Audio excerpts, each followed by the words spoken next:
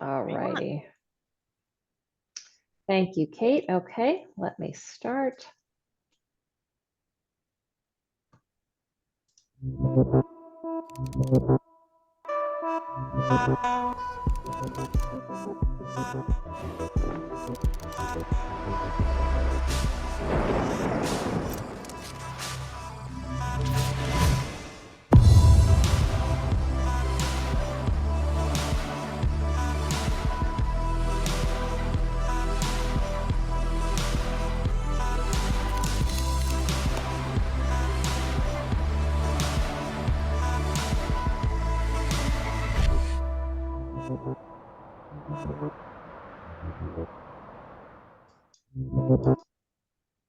All right. Thank you, everybody. Good afternoon. My name is Kate Genser. I'm on the marketing team here at LHH, and we'll be helping to support the conversation today.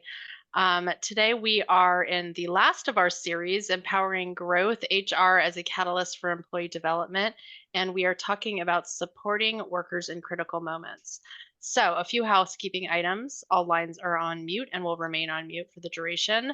We do have time to answer questions. And as if you've been to previous sessions, we have some activities, interaction as we're going through it. So please participate. We love to hear from you. And the session is being recorded, so we will send out the replay and the slides to all registrants. So without further ado, let me hand it over to Melanie to get us started. Sure. Thank you so much, Kate. Hi, everybody, and thank you again. And truly appreciate your participation in the other 3 sessions as well. And definitely, certainly, we're going to walk away today with some great information too. I am Melanie Stave. I am the North American Career Development and Mobility Practice Leader. And with me today is Delise. Thanks, Melanie. It's my pleasure to partner with you once again. Delise Lindsay, I'm a senior career and executive coach. I'm based in Atlanta, Georgia, and I have well over 20 years in career development type of coaching programs, as well as being a business leader within LHH. So it's my pleasure to be with you here today. Thank you, Delise. Let me flip over to our agenda. Yeah, so today we're bringing a little different perspective to career development conversations. And a lot of it is understanding emotional intelligence and how, as a manager and leader, being aware of our emotional intelligence can actually impact and enhance those career development conversations. Then we're going to look at our own emotional triggers and how to manage them.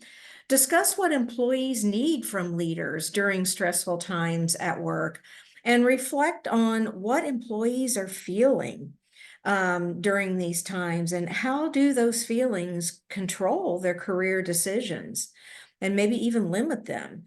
And then finally, we're going to learn and talk about some leader support strategies to enhance the effectiveness of those career conversations. We're going to start out today with psychological safety. And we don't typically connect psychological safety with career development conversations. But as we go through our content today, I think you're really going to see the linkage and the relationship with how important it is that our employees feel safe in coming to us as leaders and having these very vulnerable career development conversations. So we're kind of going to set a foundation for today's session, and we're going to define, so what is psychological safety? And it's a shared belief that it's safe and worthwhile to speak up, ask for, and share feedback and have productive conflict. And before we kind of dissect that, I want to turn it over to Melanie and kind of get your thoughts on psychological safety. Oh, thank you, Delise, very much. And I appreciate that foundation. If we can, let's just do a quick poll. Love to hear your thoughts on this. What does psychological safety lead to?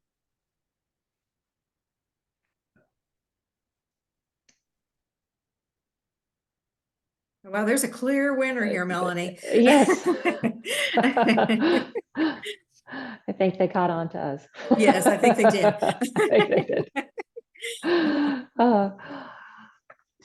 Wait for a few more responses to pop in. Oh, here they go. Perfect. All right. So with that, 83% of you said all of the above. And then we've got 11% at 76%, and then both around tied for 74% and 50%. And yes, the correct answer is all of the above. If my slide would move forward. There we go. So understanding this, 70% more engagement, 50% more productivity, stress goes down by 74%. Given the benefits of having this psychological safety, why do over 50% of employees not have more? Delise? There lies the question. Why, if it's so important, why do less than half of all of our employees feel low psychological safety? Well, there's obviously lots of things going on in the workplace today. We still have those tensions about employees coming back into the office. Many of them have really got used to staying at home, and they don't want to commute. They don't want to leave their kids. They don't want to come back into the office. And then there's that whole tension of, well, can I hybrid, and different things going on there. Restructuring and reorganization, I can't tell you how often I hear that in my career development coaching sessions around so much restructuring and organization, reorganization that is impacting individuals, and they don't feel safe for lots of reasons. Their role could be jeopardized. They don't want to rock the boat, so to speak. They want to fly underneath the radar. The risk of doing nothing is much lower than doing something. So they kind of feel small and fearful. The whole technology advances and AI, the questions are swirling, first of all, can I keep up with it? Or I don't want to expose that I don't know how to do something. And is AI or technology going to take my job away? So that's fostering some fear. And then this vulnerability with my manager, this is a big one. When it relates to psychological safety, as a career coach, many times I am that place of psychological safety for employees and organizations. Our sessions are completely confidential. They share things with me that they wouldn't share with anybody else. I'm a neutral third party. And I was just sharing with Kate and Melanie while we were waiting to hop on and start this webinar. I had a perfect example yesterday in a coaching conversation. Young lady, I thought I was just walking into a career development conversation. And as soon as the young lady started talking about how her situation has changed due to a reorg, she no longer has the manager that she felt safe with. She no longer has the manager that knows her track record, knows her successes, that has been her advocate for years. Now she has a new manager that doesn't know her. She has a new team, and that team mostly is more senior than she is. And as she's explaining her situation, all of a sudden the tears just start flowing. Not what I was expecting, but the perfect example of where she felt psychological safety with her previous manager, with this new manager, this new team. That psychological safety had been eroded, and some deep-seated feelings were definitely coming out that she'd held back. I also hear this vulnerability with managers coming out when employees don't want to necessarily share sometimes their career aspirations with their manager because they feel that their manager might hold it against them. And not be supportive of them moving on. They might feel like they're breaking some type of a trust or a loyalty if they express that they would like to grow within the organization and do something else. So all of these types of situations kind of lead to that lack of effective career conversations. And this is where Melanie and I feel that we're bringing that linkage to how important this is to having effective career conversations.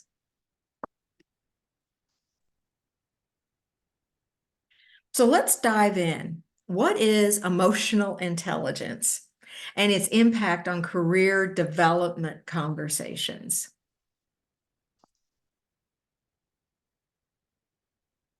Emotional intelligence has a significant impact on the business. And these are some statistics from research from Fortune, and some very significant and powerful statistics here. Divisions with leaders who have high emotional intelligence outperformed annual earnings goals by 20%. Or 15 global companies attributed 85 to 90% of their success to emotional intelligence and leadership skills. That's huge. Out of 15 global companies, 85 to 90%. And then a study of 44 Fortune 500 firms shows that salespeople with high emotional intelligence produce twice the revenue of average performers. And then this is a big one. This last one is pivotal. Poor leadership is one of the largest reasons high performers leave organizations. And that's going to allow us now to dive in a little bit deeper in what do employees see in managers as it relates to emotional intelligence that makes such a radical difference. So let's look at emotional intelligence. So what is it? Let's define it. Another baseline here for us. A lot of our information here and our content here today is taken from Daniel Goleman. Many of you know Daniel. He is a psychologist and researcher and kind of the guru of emotional intelligence in our business and HR world. And he defines it as the capacity for recognizing our own feelings and those of others, for motivating ourselves, for managing emotions well in ourselves and in our relationships. So let's keep that in mind as we go through the rest of our content and do a deeper dive. So as it relates to emotional intelligence, there's kind of these 4 quadrants. But we first of all look at, our own emotions, being self-aware of our own emotions. And then how do we manage those emotions? What are our actions? And then the other piece of emotional intelligence is being able to recognize the emotions in others, being socially aware. And that helps us effectively manage relationships, which definitely makes a positive impact on others. Now, there's some competencies of emotional intelligence. We're not going to do a deep dive in these. That's kind of for another session, and one specifically for emotional intelligence. But what I do want to point out is we have the power, as what relates to our own self-awareness, we have the power to recognize and control our behaviors, to be resilient and agility and agile in when we have these relationships that could be vulnerable, that could be highly charged with emotion. And when we are sensitive to how others are responding to a situation, when we express empathy, and we are good communicators, and we look at interpersonal effectiveness, that relationship, that trust, teamwork, collaboration through coaching and mentoring. That's what leads to those higher statistics that came from Fortune in their research that has a huge business impact to the business.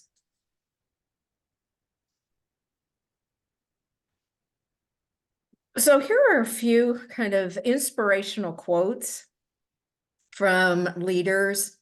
And just take a second. I'm going to read them, but just listen to the words. Don't just kind of soak them in and be mindful. Tenderness and kindness are not signs of weakness. and despair, but manifestations of strength and resolution. The only way to change someone's mind is to connect with them from the heart. Pausing helps you refrain from making a permanent decision based on temporary emotions. And boy, don't we have regrets sometimes for that. And then our greatness lies not so much in being able to remake the world as being able to remake ourselves. So I know we look at kind of the more driven side of corporate, of leadership, driving results for the business. But these quotes and what we're talking about here today really reflects back on how important that personal connection is with our employees, being empathetic and understanding how they are reacting to workplace situations.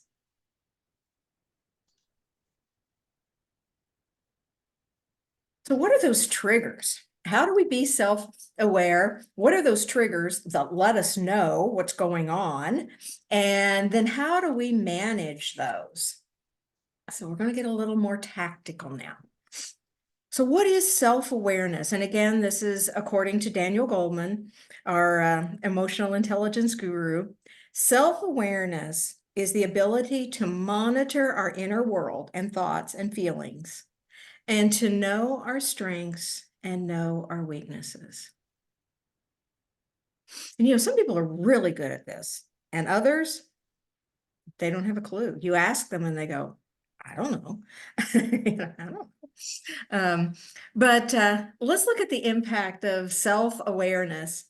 Evidence suggests that leaders with high levels of self-awareness are more aware of their impact on others. And I'm going to point that one out because I see that a lot as I have employees share with me in those coaching conversations. My manager is always busy, doesn't have time for me. I can't, I feel really bad about asking for a meeting to share my development plan because he's so busy. He or she is so busy. I feel bad about that. Able to instill trust and cooperation in followers. Remember how we started this session around psychological safety. Those leaders that are more self-aware of themselves and others are able to instill trust. And they're also seen as more effective. And remember that last bullet around the business impact to emotional intelligence, that a lot of high performers leave because of their manager. So again, managers who are self-aware are more effective and relate better, establish trust to their employees. So how does that lead to self-control? Individuals who are self-aware have a 50% chance of demonstrating emotional self-control. Individuals who are not self-aware, look how that drops. They only have a 4% chance. Those may be those leaders and managers that have outbursts, that the employees want to avoid.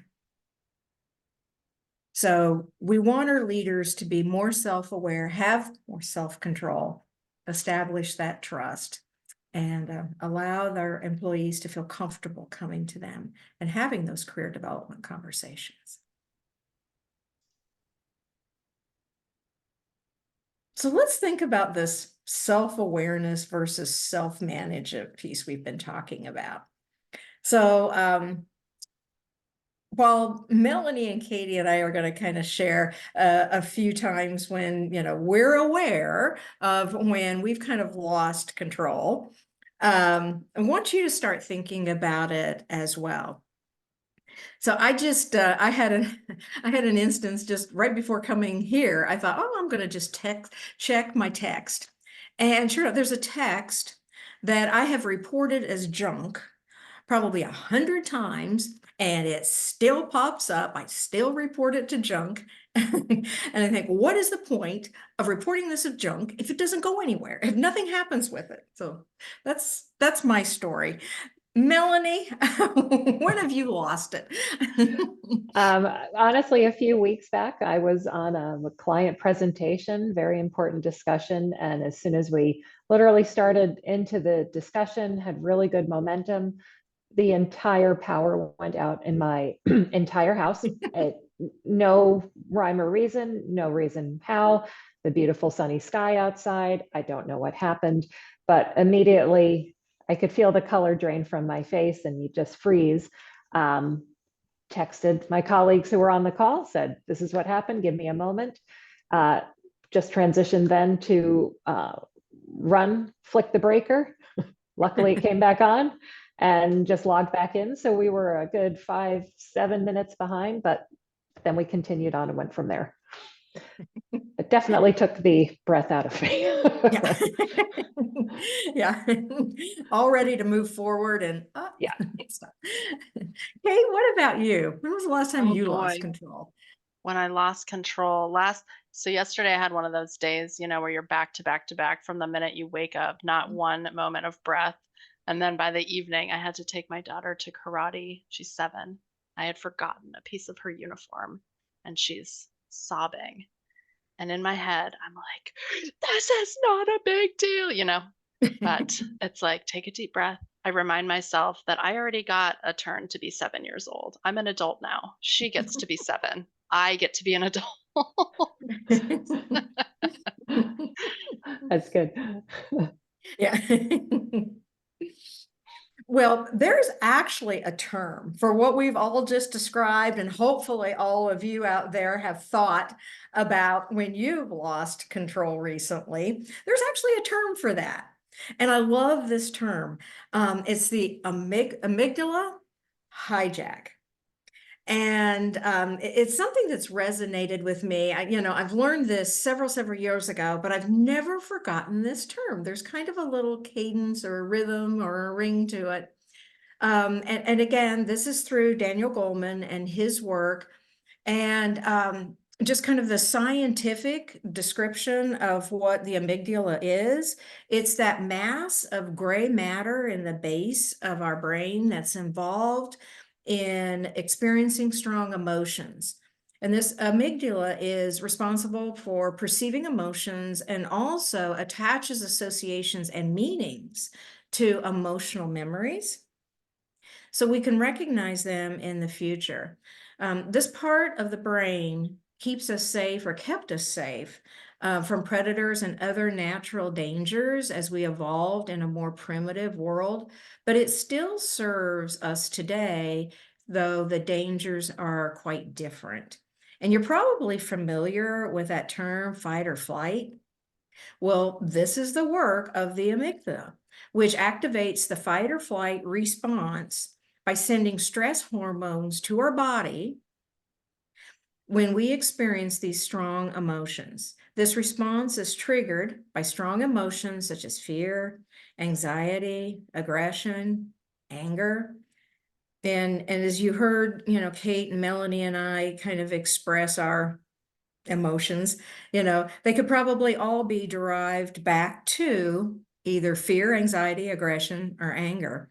And we also have more advanced rational side of our brain that allows us to manage that stress. And that's the cerebral cortex, or that frontal lobe. And I know this is getting really deep and scientific for a career development session, but just bear with me for a second because it'll all make sense in a second. The amygdala hijacks, however, occur when a trigger is so strong that the amygdala hijacks the frontal lobe and activates the fight or flight response, because it's the original part of our brain that evolved first before the cerebral cortex. So what can we do about it? So as leaders, this starts with self-awareness, knowing what tends to trigger us and noticing when we feel triggered, what's happening in our body, in our mind, because sometimes we can literally feel, the heat come up. We can feel the goosebumps. We can feel the pricklies. You know what's coming on. So let's look at those triggers. And it's kind of funny because if you look at these triggers, they're the very triggers that babies have. I've got a new grandbaby and we get to FaceTime a lot. And I see all of these all the time in her. But we experience these as adults, as leaders in the workplace all the time. And it's when we're hungry, we're angry, sometimes we're lonely and isolated. And I hear that a lot as reorgs and things change in the workplace around the team. Sometimes just tired, when you're just burned out, you're just tired, you're over it. And then finally, scared. And that was actually the word that young lady used with me yesterday in our coaching session. She was scared. And then there's an acronym, the HALT acronym. And this is actually something that's used in addiction programs to help build self-awareness and triggers for us. So let's look at now. We want to hear from you. When have you experienced a hijack at work, and what was the trigger? If you think of those HALT triggers, what was the trigger for you?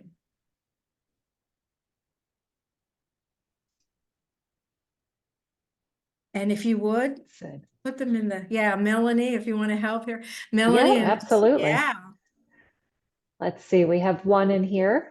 We see I once worked for a workplace bully, and many of my colleagues still suffer from PTSD from that experience. Wow. Yeah.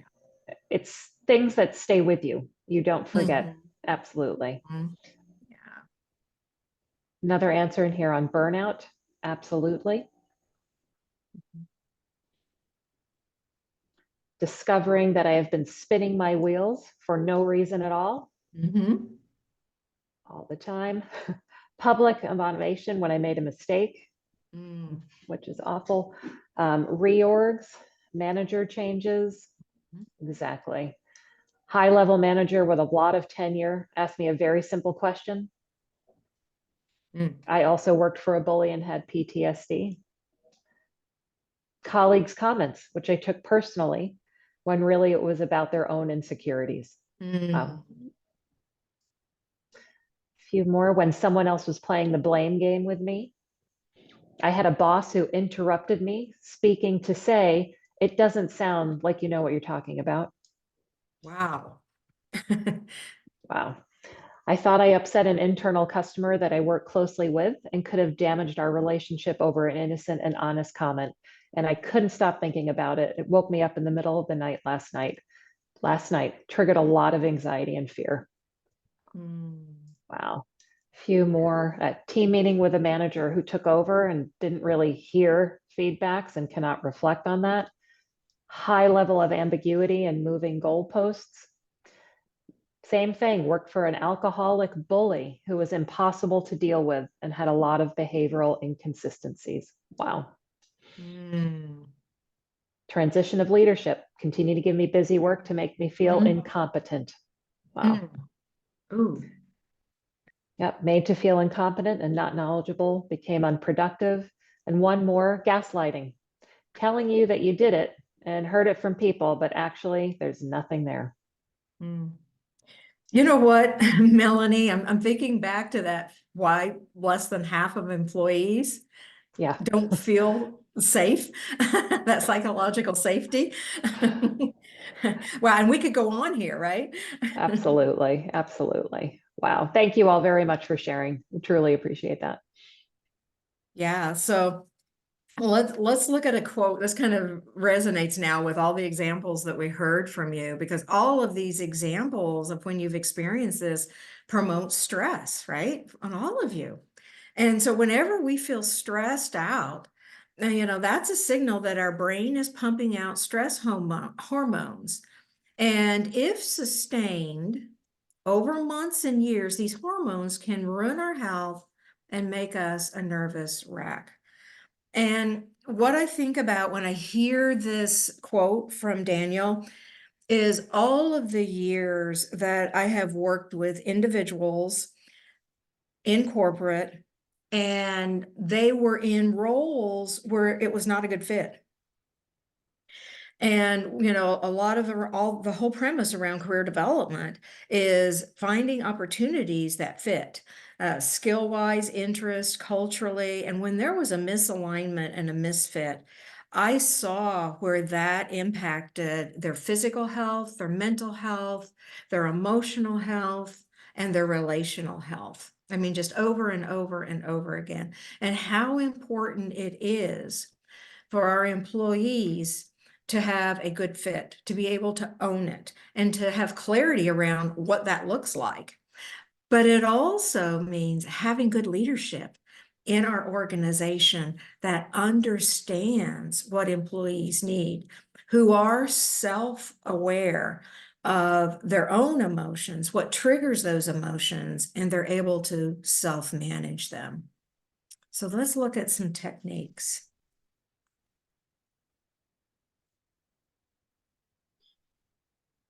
All So right. yeah. Yeah, go ahead, Delise. Sorry. Yeah, no, that's okay. So there are several kind of techniques, and one is just taking a breath, pausing, counting to 7, just being mindful. And Having as that. these are, oh, I'm sorry, Delise. Yeah, no, I go keep ahead. cutting you off. Go ahead. No, Yeah, I was going no, to that's say, and okay. as we're going through these, please feel free to add anything on here that you've done as well to help you with your emotions. As again, as I'm preparing for this session, I've had so many flashbacks, but I had to let one of my staff members go, and this has been several years ago. A very loyal staff member. I know he'd just gotten married, he was the guy that everybody wanted on every leader wanted on their team, and I was going to have to let him go. Not my decision. I was told I was going to have to do it. And we were in a beautiful business complex. It had a lake in the midst of all of the high rises. And I went down to the lake for a few minutes, and I just had to just be by myself and just look at the water and just collect my thoughts. And before I could even have the courage to have this conversation with him. So, that was one way that I was definitely self-aware, because I knew I felt the tears were going to come and I didn't want to cry. But I just needed that moment of mindfulness and meditation before engaging in that stressful conversation. And a lot of the answers in the chat actually reflect on that same thing as well. We have some around taking a quick break, regular exercise route to get your endorphins going, Yeah. reading some positive affirmations, sleeping on it, waiting 24 hours, more exercise, walks in nature, reminding themselves of the sphere of control that you do have, smacking tennis balls around a court. I love that. That is Yeah. super fun. A good one, the 24-hour rule. Don't respond right away. Will it matter in an hour or a day or a week? So that really good mental pause is great. More exercising and walking. Also journaling. So writing down your thoughts, keeping the journal. Focus on someone else that needs mentoring. Usually it helps me slow down and that you can be more impactful. Very nice. Reminding myself I've coped with similar situations before and that I can do it again. I love this. Taking it out with a neutral person. And finally, hugging my cat. Oh, I love that. I love that. Thank you all. Thank you. Okay. So Melanie, it sounds like our audience has been there and done that. Yes. Yes. They can relate. We manage ourselves. We're self-aware, we manage ourselves, we know our triggers, but now we're going to look and switch and kind of transition into how important empathy is. as we go into these career development conversations. So another baseline, what's empathy? It's the degree to which a person seems able to feel what others are feeling. And it's able to feel. So if you think about, those career development conversations, you're planning for those career development conversations. Part of that planning is kind of anticipating how that other person is going to feel. And we've got a technique to help bring empathy into these conversations. And it's called empathy judo, another one of those catchy little phrases that I love that I never forget. Empathy judo. So what is it and how do you use it? Well, it's a method of managing relationships, and it's a strategy for taking maybe a highly emotional conversation and actually turning it, shifting it so that it has a positive outcome. And then it's a way to re-engage that rational brain of the person who is in the hijack. So remember that the visual. So you've got the frontal lobe, and that's more the rational, the cognitive piece of the brain. And when your employee comes and they're emotional, then the amygdala hijack is overtaking that fight or flight of the rational frontal lobe. So we want to re-engage the rational brain. And this method follows the brain's physiology, and it actually can calm it down, where you can have a more productive conversation as opposed to an emotionally charged conversation.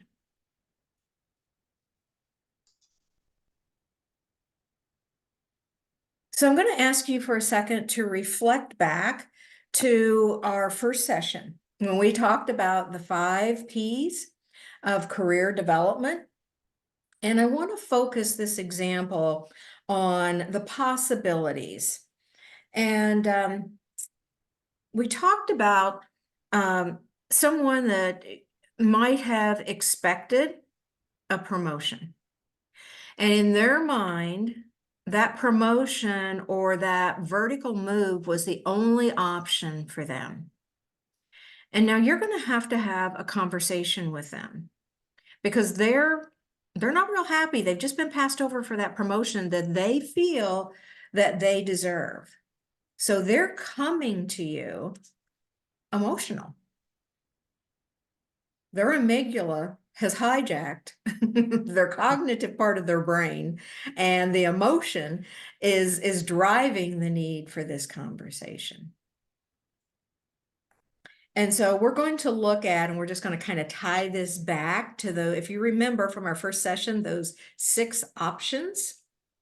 So we're going to use the empathy judo technique to help this employee see that there might be other options for them other than just the promotion, just the vertical move, and how we can have a more productive and positive impact. So let's look at the first step. This is a 4-step process. So the first step is just kind of setting that emotional tone and thinking of yourself as you're the anchor. You're the anchor in this emotionally charged conversation. So that's your role. So remember those techniques we were just talking about, and you were adding to the mindfulness, getting some exercise, grounding yourself ahead of this conversation, coming in, setting that emotional tone. And then the second step is to kind of distract. And I really like this last bullet under distracting. And it's the one that I use most often, which is asking those questions. So what was so important to you about the promotion? What were you looking forward to? What was it about it that excited you? You might hear something, well, I really wanted to lead. I felt it was time for me to lead. Okay.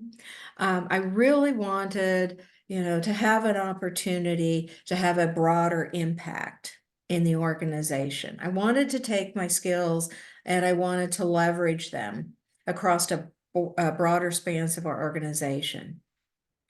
Okay, so now you've kind of distracted, you've got some more information here about why that was so important. And now you want to empathize with them. So I understand, I can see why you have worked really hard. But do you realize that what I'm hearing you say is that, what's really important to you is having an opportunity to lead. And there's lots of ways that you can lead. I heard you say that you wanted a broader impact across the organization. There are ways that we can work together to open up opportunities through maybe stretch assignments or other projects to allow you to have a broader impact, to learn some new skills. And then finally, so let's work together to have a different outcome. So let's look at some projects might be out there. Let's look at some other areas where your skills could transfer.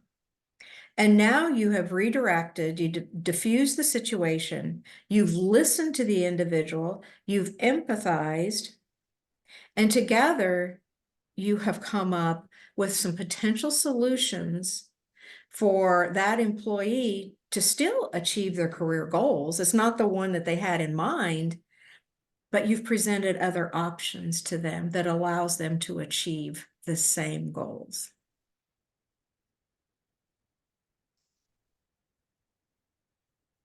So we're going to give you a homework assignment. We're going to ask you to think about a real life coaching conversation that you have coming up in the future, or you could have if you created it. We're going to give you an opportunity to actually practice this 4 steps of empathy judo. So first of all, find a partner. Share with them, kind of what this situation, how you anticipate this conversation going, the emotions that might be coming into it, and role play with your team member and get some feedback from them. And then strategize on what you can do as a leader to be more self-aware going into this conversation and how to self-manage and implement the 4-step empathy judo technique to actually have a more positive outcome in this conversation. So that's on the honor system. We're gonna trust you're gonna do that, right, Melanie? Yep.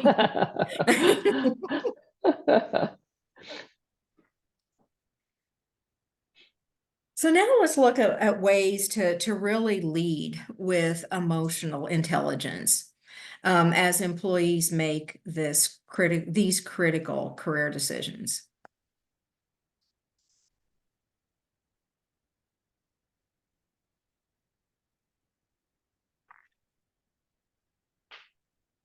So our first one here, if you can, type in the Q&A box, what concerns or stressors do you see in your organization's employees as they work through critical career moments? Take a moment to think. It's a big question, but just curious on your thoughts of what you might see in your organization. Ah, look at that entitlement mindset. Personal stresses that maybe are coming into the workplace that are factoring. Belief that the promotion process is not fair. Understand whether and when they can transition the work from their prior role to avoid double duty. It's a big one. Yeah. Fear of loss or work-life balance. Organizational right sizing, means diminishing opportunities, Mhm. lack of proper training, the belief that the organization will embrace a complete career transition, lack of leadership engagement and favoritism, change fatigue. Yeah, there's that tired trigger, you Yeah, know. yeah. Personal and financial stressors, compensation requests that are off, future managers mentoring. Is there enough support? Technology changes in the future affecting their career path. Mhm. Belief that the managers want to hoard their team members and won't support my own progression. Talent hoarding. Yes, Yes. I hear that. I hear that a lot. Mhm. A few more, these are great. Passion, is there a lack of knowledge to connect? To connect is there, and few are able to recognize and support empowering people. And when we do, we take too long to secure talent. Mm. Pressure to succeed and getting it all right. Rushing to a promotion because they believe the opportunity would not be available again. Not having support and that the organization believes you need to lead to advance, leave, exit to advance. Mhm. Again, change fatigue again. Yep. And lack of mobility within the organization. Stay in your current role or look for a new job elsewhere. Mm. Thank you very much. So I think, Melanie, what we can take from that is there's lots of opportunity Mhm. Lots of opportunity. to Absolutely. leverage these skills and techniques. And So then we're flipping. yeah, go ahead. Yeah. No, I was going to say, and then just kind of flipping the question, what do your employees need from you or your leaders within your organization as they make career decisions? Different thought on that. But again, if you can, love to see what you're thinking. Mhm. We're getting both perspectives there. Exactly. Mhm. Constructive feedback. Yeah. As managers, we need to remind employees they are the best advocates for themselves and they need to speak up. Absolutely. Mhm. Empathetic ear, honesty and transparency and authenticity. Mm. Yep. Transparency and visibility. For me, trust from their leaders, also trust, but a mindset shift with regards to career development. Yeah, that's our whole premise, starting with that psychological safety. Yeah. Mhm. That we provide the tools that they need to be successful, empathy and compassion, to know that they are supported in whatever decision they make. Very key. Opportunities, engagement, leadership commitment to grow and develop, frequent and candid conversations, one-on-one time where they feel like the only person in the room with a person, not the company. Yeah. Clear directions and allowing mistakes, need to show up for others, time commitment to focus on career decisions, balance between reality and hope. Very nice. They do not need to feel bad about doing what is best for themselves. Love it. Trust and honesty, thoughtful dialogue. Sponsorship is a concrete way to show support, and investment in paying for employees' professional development. Very good. Thank you very much. We have very wise leaders. Yes, on yes, this we do. call. We do. So as we wrap up today's session, we do want to leave you with some leader actions, and you've named a lot of them, and they're actually here on our slide, but I just want to bring some life and add some more context around them. The use of powerful questions, and you saw when I was doing the 4 steps of the empathy judo, how important those open-ended questions are. And the last 2 slides of this presentation are actually filled with questions, open-ended questions that you can ask your employees to help foster career development conversations. So we'll be leaving those with you. that practice of active listening. And I just want to make sure that, and someone just mentioned it, is making sure that you have those one-on-one career development conversations with your people, that they're not mixed with weekly check-ins and business conversations, that they are purely scheduled for the purpose of having a career development conversation, just the two of you. And fostering that trust, and that kind of brings us to where we started and how important psychological safety is in career development conversations.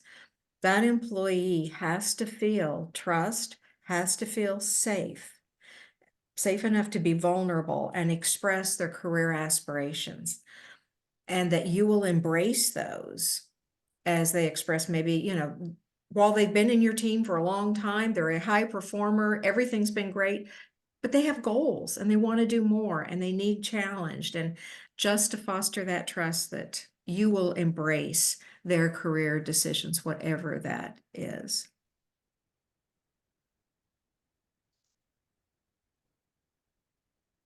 And here are we've got 2 slides here of these powerful questions. I really like this one about where do you see yourself in 2 to 3 years? And the second from the last on the left-hand side, based on your interest and values, where would you like to take your job and your career? Those are kind of really good starting places.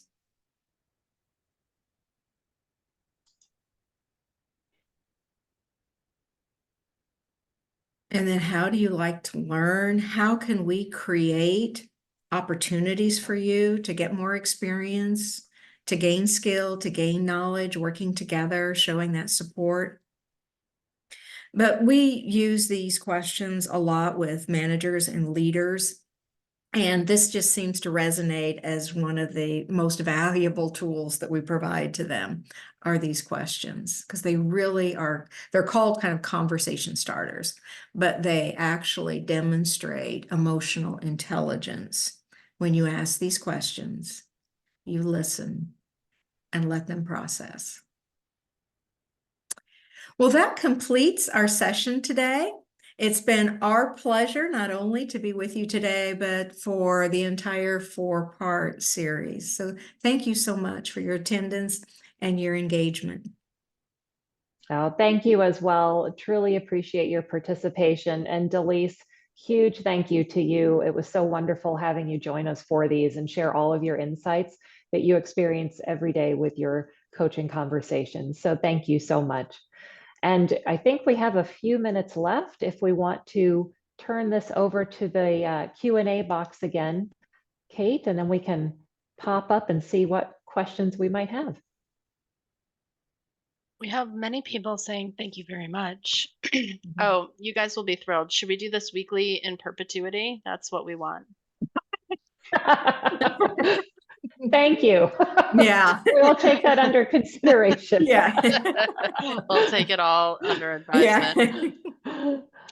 No, I don't see questions, just a lot of gratitude and inspiration for the series and what we've shared. Wonderful. Thank you so much. And thank you, Kate, for being our backup on this. We couldn't do it without you. Thank you. Absolutely. Oh, thank you. Absolutely. And thanks everybody for joining us. We will send the replay as well as links to the previous sessions if you missed those. And thank you so much for participating in this series. It's been a delight. Have a wonderful day, everyone. Take care. Bye-bye. Thank you.